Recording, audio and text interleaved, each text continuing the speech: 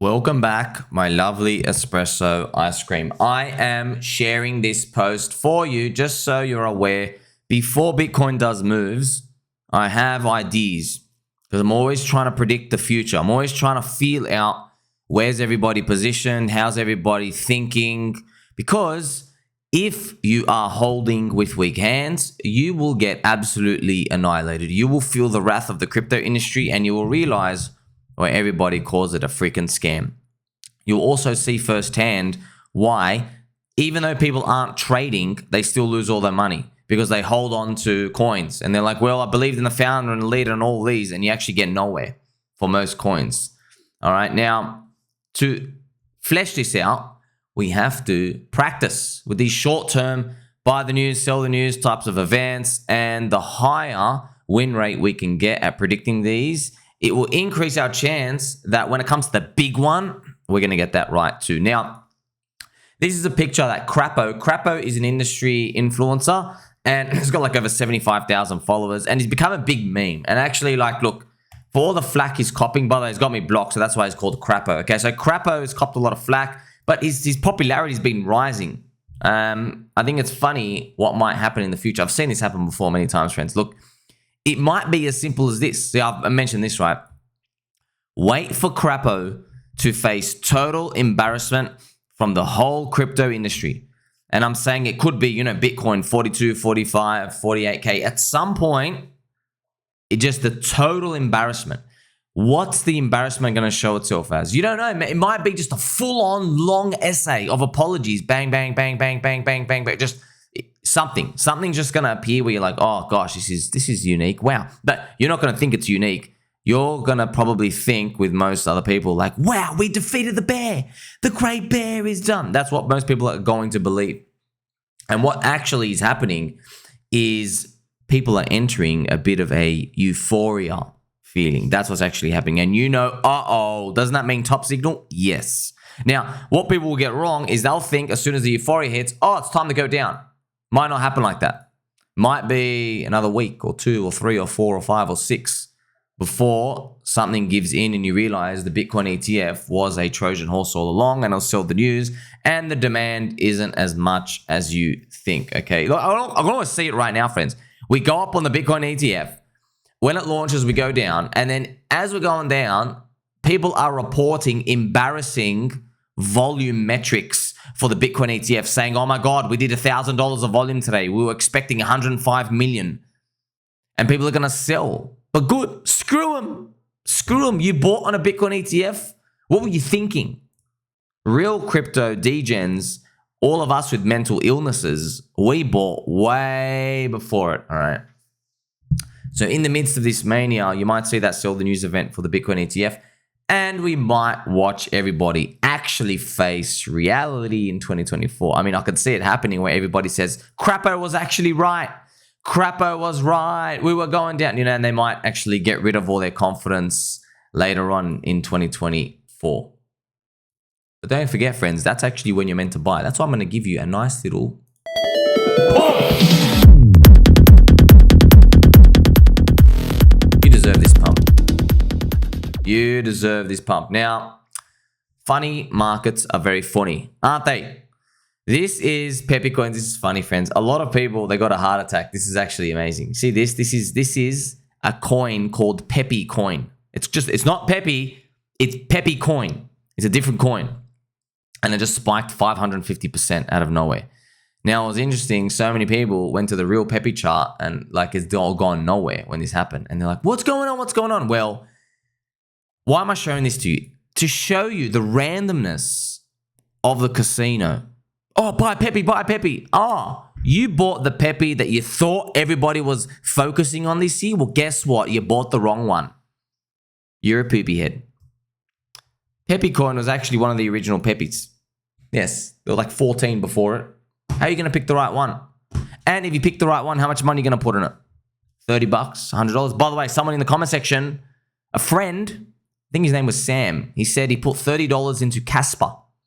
He turned it into $17,000.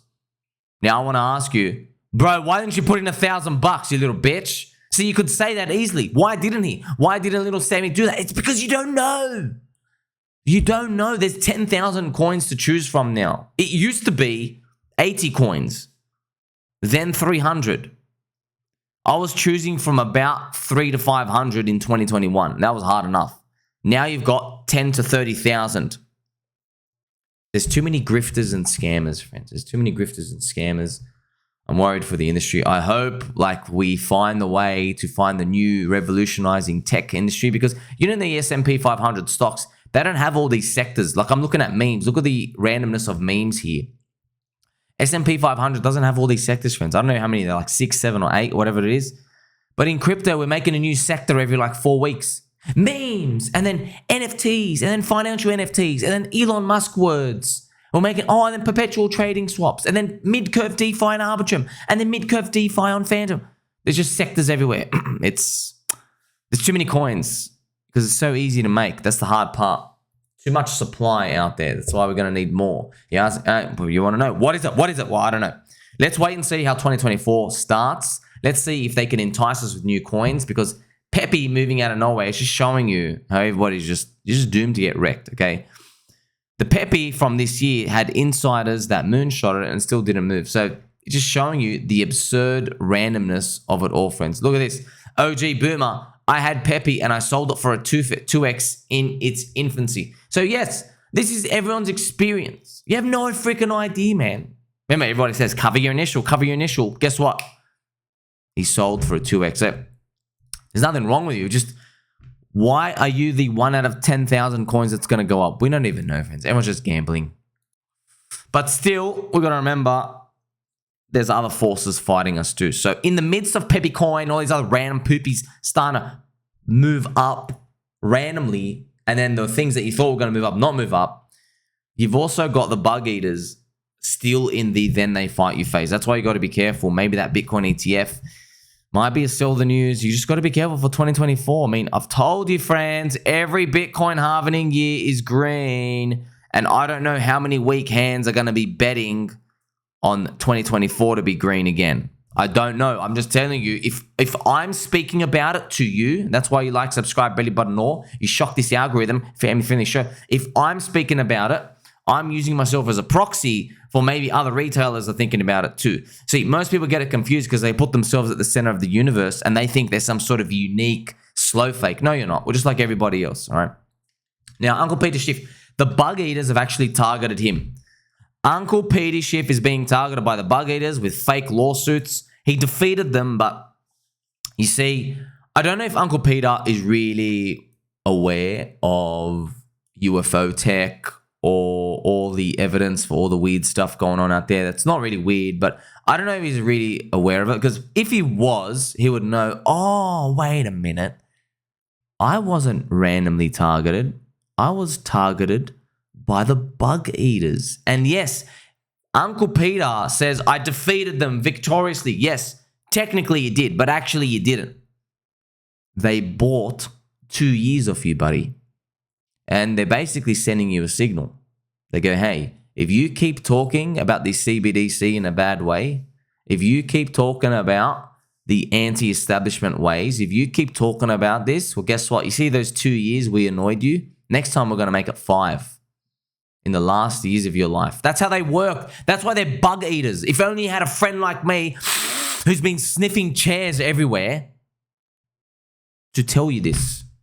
Okay, it's so obvious and clear to me. Why? I'm here 18 hours a day.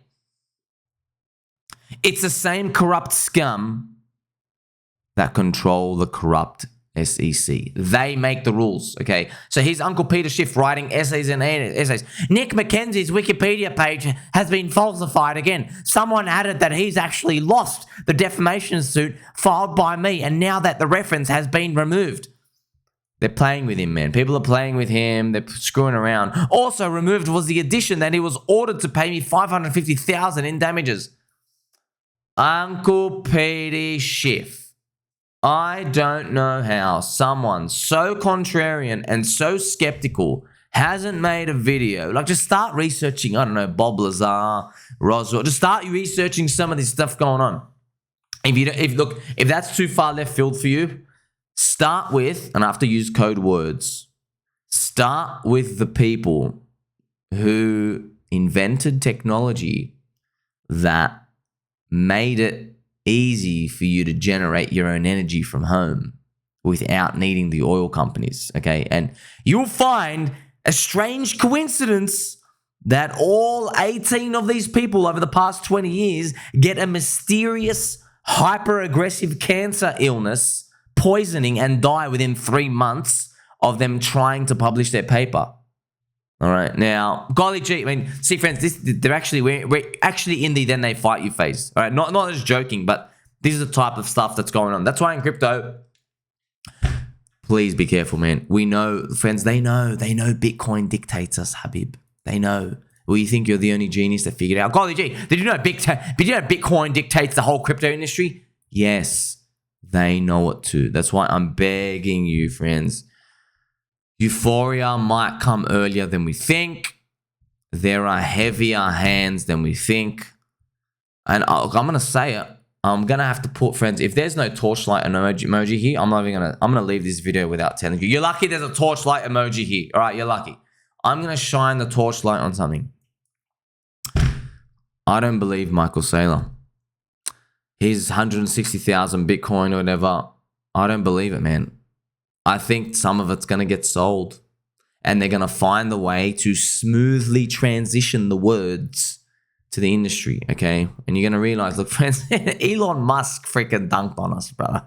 Elon Musk, the richest man in the world, still sold it.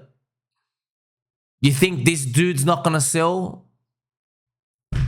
Why am I thinking about Michael Chad Saylor? It's because he's the hero of Bitcoin. And I could just feel the betrayal coming.